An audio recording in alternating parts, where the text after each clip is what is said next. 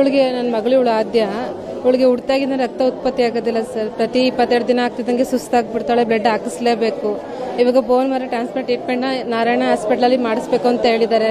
ಅದಕ್ಕೆ ಸುಮಾರು 45 ರಿಂದ 50 ಲಕ್ಷ ಖರ್ಚಾಗುತ್ತೆ ಅಂತ ಹೇಳಿದ್ದಾರೆ ಸರ್. ಅದಕ್ಕೆ ನಾವು ಮೇಡಮ್ ಹತ್ರ ಬಂದಿದ್ವಿ, ಇವ್ರ ಕಡೆ ನಮ್ಗೆ ಹೆಲ್ಪ್ ಆಗುತ್ತೆ ಅಂತ ಸರ್.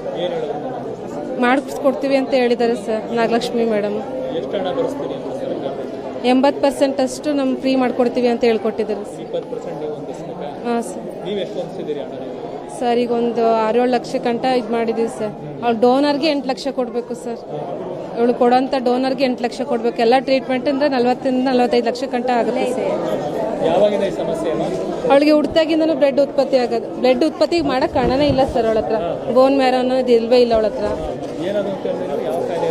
ಥಾಲಸೆಮಿಯಾ ಅನ್ನೋ ಕಾಯಿಲೆ ಸರ್. ಹಾಂ, ನಾವು JSS ಹಾಸ್ಪಿಟಲಲ್ಲಿ ಅವಳಿಗೆ ಫಸ್ಟ್ ಅಪೋಲೋ ಹಾಸ್ಪಿಟ್ಲ್